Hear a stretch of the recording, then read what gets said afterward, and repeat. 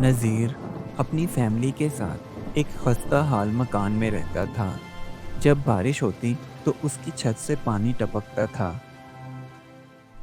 ایک دن نذیر نے سوچا کہ آج وہ کام پر جا کر مالک سے کچھ پیسے ادھار لے گا، جس سے وہ اپنے گھر کی چھت کو مرمت کروا سکے، کیونکہ سردیاں آنے والی تھیں۔ جب اس نے اپنے مالک سے ادھار پیسوں کے لیے بات کی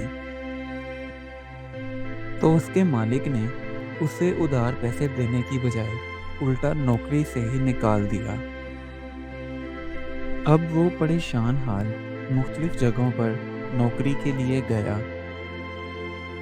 لیکن کہیں بھی اسے نوکری نہ ملی۔ تھک ہار کر وہ ایک جگہ بیٹھ گیا اور یہ سوچنے لگا کہ اب وہ اپنی بیوی بچوں کی حفاظت ان سردیوں میں کیسے کرے گا۔ ابھی وہ یہ سوچ ہی رہا تھا، اتنے میں کالے بادل آئے اور تیز بارش ہونے لگی۔ وہ جلدی جلدی اپنے گھر کی طرف بھاگا۔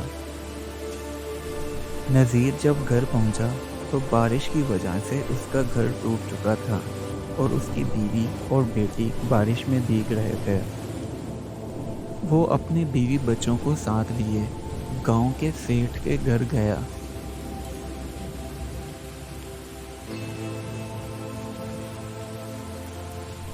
لیکن گاؤں کے سیٹھ نے بھی انہیں اپنے گھر رکھنے سے انکار کر دیا۔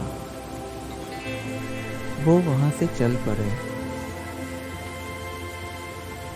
اور ایک درخت کے نیچے جا کر بیٹھ گئے اور بارش کے رکنے کا انتظار کرنے لگے۔ جب بارش رکی تو نذیر گھر کا انتظام کرنے کے لیے نکلا۔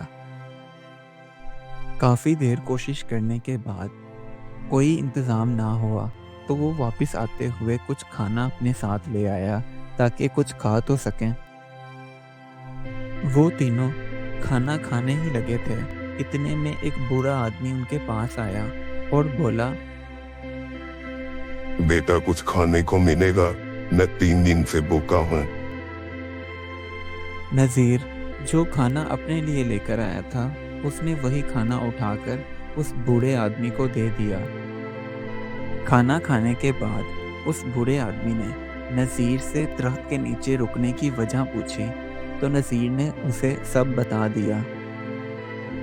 وہ بوڑھا آدمی نذیر کی کوئی اور مدد تو نہ کر سکا، لیکن جاتے ہوئے ایک تھیلی انہیں دے گیا۔ نذیر اور اس کی بیوی نے جب تھیلی کو کھول کر دیکھا تو اس میں سونے کے سکے تھے۔ نذیر نے ان سونے کے سکوں کو بیچ کر گاؤں میں اپنے لیے ایک مضبوط سا گھر بنایا اور گاؤں میں ہی اپنے لیے ایک چھوٹا سا کاروبار شروع کر لیا۔ اس کہانی سے ہمیں یہ سبق ملتا ہے کہ حالات چاہے جیسے بھی ہوں، لیکن دوسروں کی مدد کرنے کا جذبہ کبھی ختم نہیں ہونا چاہیے۔ Do like my videos and don't forget to subscribe my YouTube channel. Also press the bell icon.